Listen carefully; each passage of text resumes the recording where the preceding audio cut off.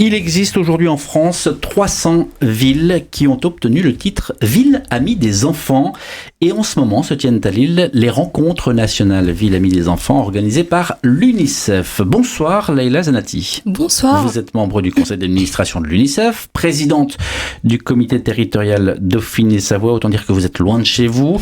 À vos côtés, Maxime Curatola, bonsoir. Bonsoir. Alors vous êtes membre de la commission nationale jeunesse de l'UNICEF France et vous êtes lillois, donc vous êtes chez vous.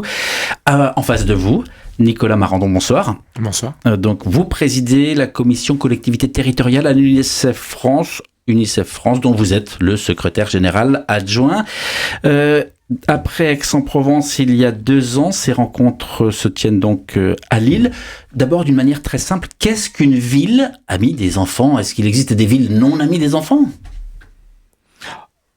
On est en train de se regarder pour savoir qui vous répond. Non, évidemment, puisque les villes ont les compétences scolaires et les compétences souvent en matière d'éducation et de jeunesse, rares sont les villes qui ne seraient pas villes amies des enfants. Les villes amies sont des villes qui s'engagent sur des plans d'action de façon très volontariste en matière en faveur de la promotion des droits de l'enfant, tel que figurant dans la Convention internationale des droits de l'enfant, et mettant en œuvre, sur une période qui est ici de 2020 à 2026, un certain nombre d'actions. Par exemple, et c'est un peu le thème de ces 2 jours sur les rencontres des villes amies, en matière de lutte contre la précarité et la pauvreté des enfants, puisqu'on ne le sait pas souvent, mais la pauvreté touche plus particulièrement les enfants.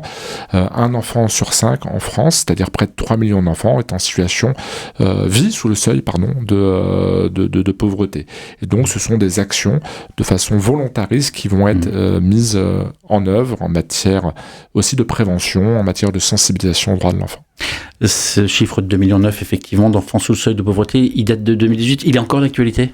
Il est probablement plus élevé. Aujourd'hui, les statistiques nous montrent qu'aujourd'hui, et notamment les enfants sous le seuil d'extrême pauvreté, sont de plus en plus nombreux. C'est pour ça d'ailleurs qu'on a des ateliers, il y en avait un cet après-midi, sur ce qu'on appelle la pauvreté multidimensionnelle.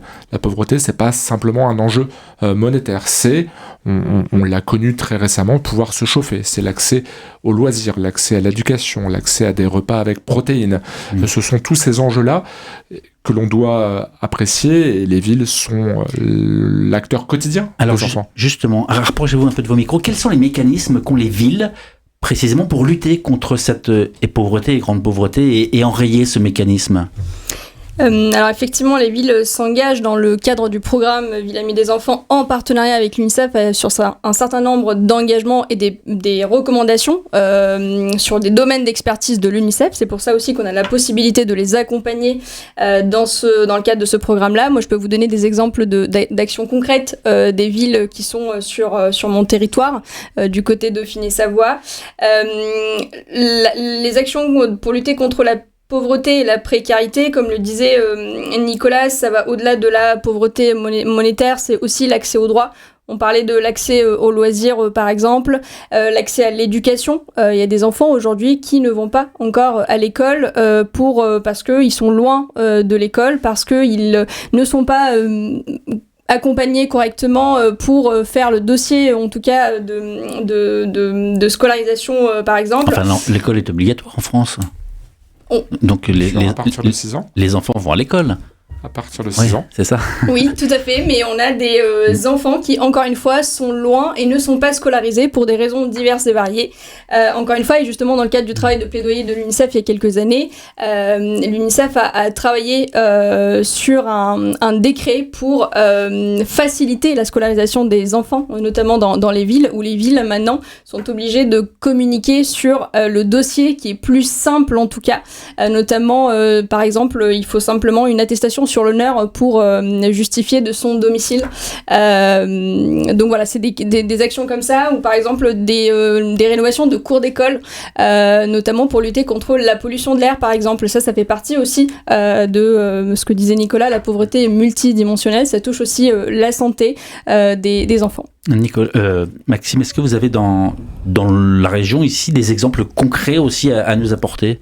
Oui, bien sûr. Déjà, sur le comité UNICEF des Hauts-de-France, on comptabilise un peu plus de 25 villes qui sont amies des enfants et qui s'engagent tous les jours à nos côtés. Pour vous donner 2 exemples concrets, je vais prendre un exemple qui est encore tout frais de l'actualité. Le 29 mai dernier, on a eu notre gros événement national qui est une idée, donc qui est la rencontre, qui est le rassemblement annuel et national de l'engagement jeune.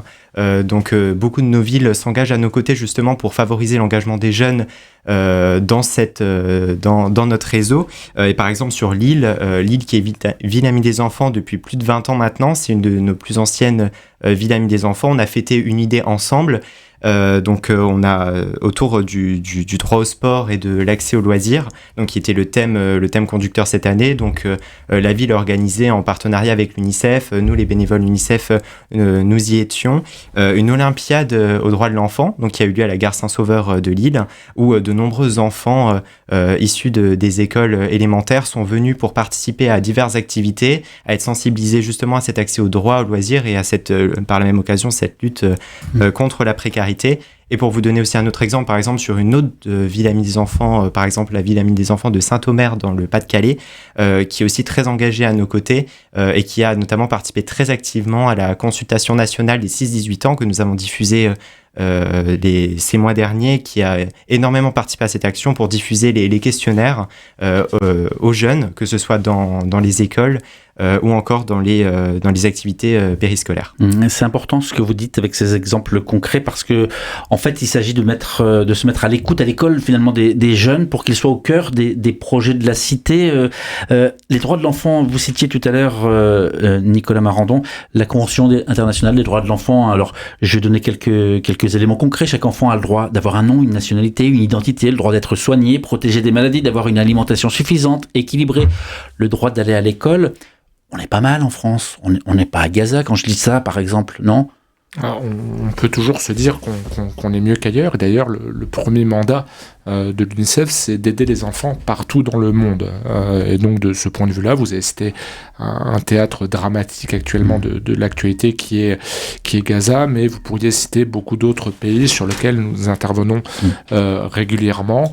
On peut parler de la Syrie, on peut parler récemment des tremblements de terre au Maroc, on peut parler de l'Afghanistan sur la question, on parlait de la scolarisation des filles en Afghanistan depuis le retour des talibans, et on peut parler de tous ces théâtres dans lesquels on intervient. C'est vrai que sur le volet France, on va être principalement sur des volets d'éducation, sensibilisation et promotion des droits de l'enfant. Après, vous dites on est bien, je vous ai donné un chiffre et vous l'avez repris tout à l'heure. Si vous allez en Guyane ou à Mayotte, c'est 6 enfants en Guyane, si je ne me trompe pas, 6 enfants sur 10 qui vivent sous le seuil de pauvreté. À Mayotte, 8 sur 10. Et là, je ne vous parle pas des conditions de logement, je ne vous parle pas des conditions d'hygiène, et je ne vous parle pas des conditions d'éducation. On est en France. On est en France et on n'en parle jamais. Je pense que peu de gens savent ce qui s'y passe. On reparlait très concrètement, et ça va avec les exemples qui vous ont été donnés. Je vous disais tout à l'heure, le droit à des repas avec de la protéine. Pour beaucoup d'enfants, le principal repas, ça sera le repas pris à la cantine scolaire. S'il n'y a pas de tarification sociale, certains enfants peuvent être tout simplement privés de ce repas, qui parfois est le repas essentiel. Ne serait-ce que pour n'importe qui, le repas du midi est un des repas les plus importants, mais parfois parce que c'est le seul endroit où on pourra avoir accès à cette protéine. La question de la tarification des repas, c'est quelque chose d'important sur lequel l'UNICEF et les villes amies sont engagées. Il y a aussi ce côté vertueux quand des villes s'engagent. C'est aussi pour ça qu'on a organisé cette rencontre. Elles partagent. Moi, j'avais fait des rencontres en Bretagne, des rencontres des villes amies de Bretagne.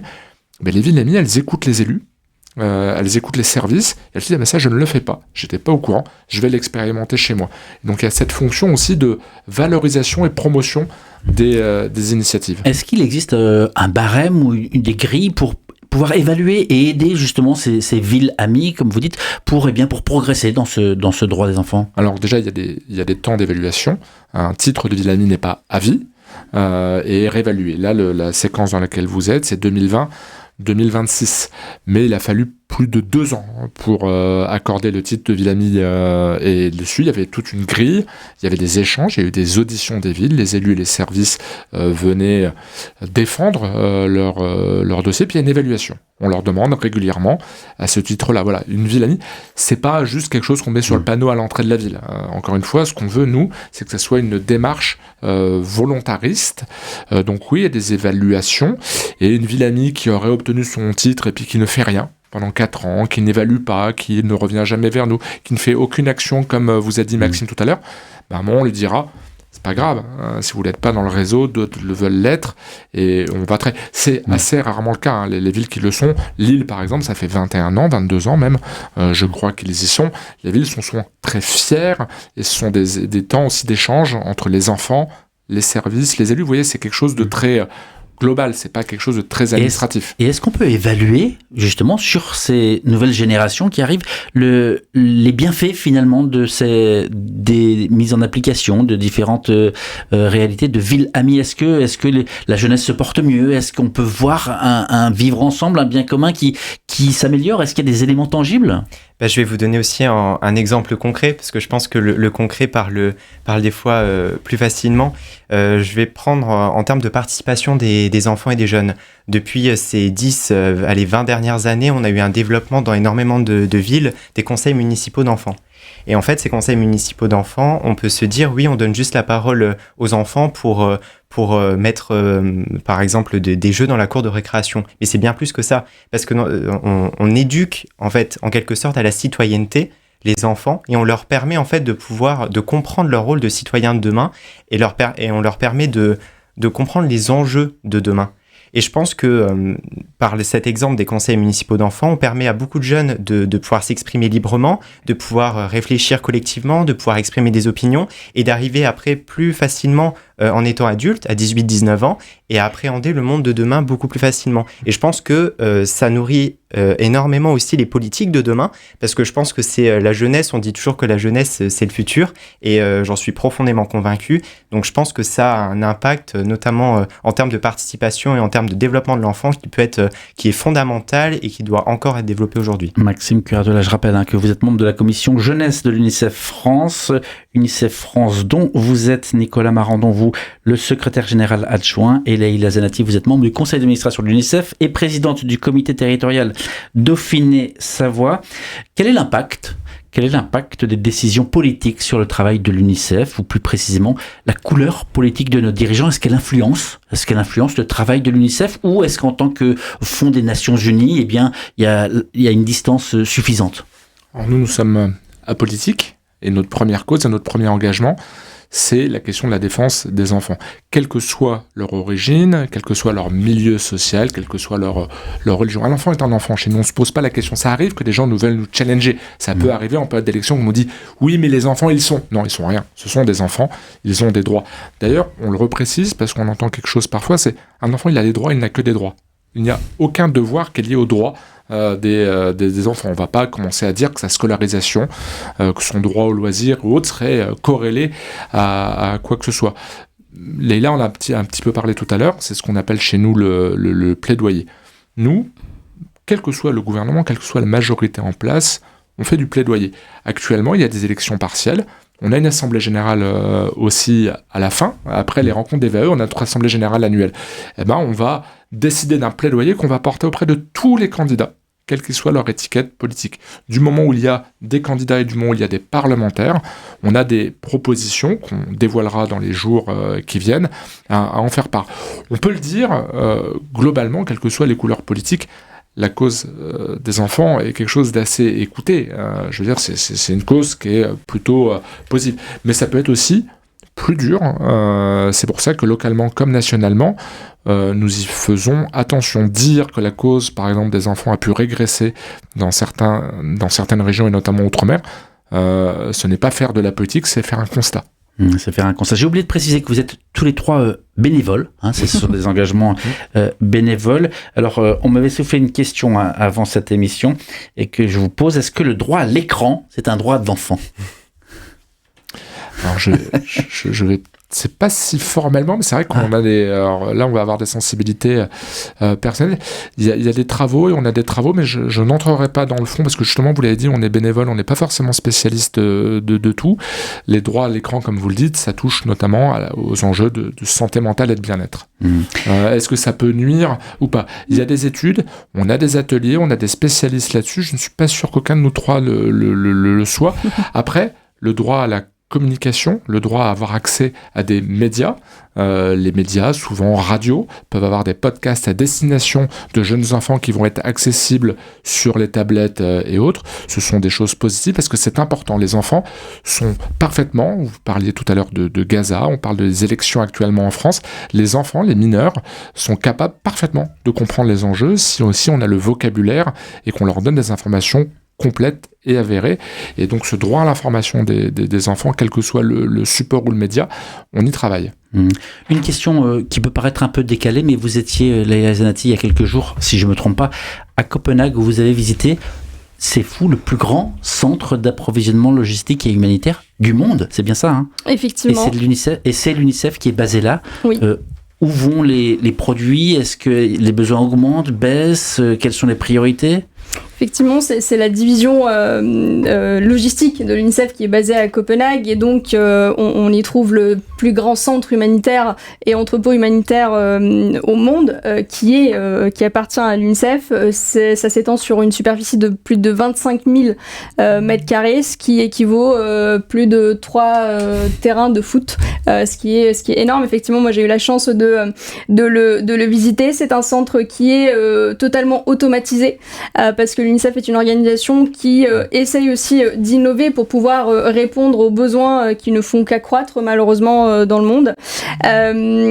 L'UNICEF, grâce à ce centre logistique, arrive justement à répondre aux urgences en seulement 48 heures. Et c'est ce qui fait vraiment la force de notre organisation, c'est-à-dire qu'on est prêt à tout moment pour venir en aide à chaque enfant et partout. Pour répondre à la question, est-ce que les besoins augmentent? Et effectivement, les besoins augmentent. L'UNICEF intervient dans plus de 190 pays et territoires. Et l'année dernière, ce sont des centaines en fait, de millions d'euros qui ont été investis par l'UNICEF pour acheter des services et du matériel d'urgence pour venir en aide aux enfants qui en ont le plus besoin. Merci beaucoup. Le temps file. Je vois l'horloge. Il nous reste que quelques secondes. On pourrait rester encore évidemment très longtemps. Celles et ceux qui voudraient se renseigner, en fait, est-ce qu'on a accès, je sais pas, au programme, accès à des éléments concrets sur où, pourquoi, comment? Alors déjà, évidemment, le site internet unicef.fr et nos réseaux sociaux, notamment sur Instagram et pas seulement. Et peut-être Maxime, pour des jeunes et le comité Hauts-de-France, peut bien donner sûr, des informations. Au sein du comité Hauts-de-France, là on parle beaucoup des villes amies des enfants, mais on a oublié de préciser que ces villes amies des enfants sont aussi suivies par des bénévoles et sont accompagnées par des bénévoles du terrain, du local. Donc j'ai envie de dire, le comité UNICEF Hauts-de-France existe, il est actif, donc n'hésitez pas à nous rejoindre. Il ne faut pas hésiter à se rapprocher. Voilà, on est disponible sur les réseaux sociaux et sur Internet. Merci beaucoup Maxime Curatola, merci Nicolas Marandon, merci Leïla Zenati, merci à tous les trois. Merci à vous. Merci à vous.